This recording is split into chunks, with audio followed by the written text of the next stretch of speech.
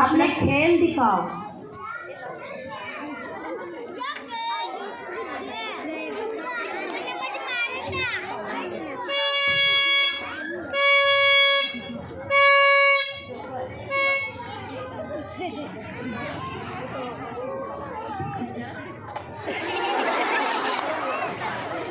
खूप छान तो खेळ करतोय बघा, त्याच्यासाठी टाळ्या होऊन जाऊ दे.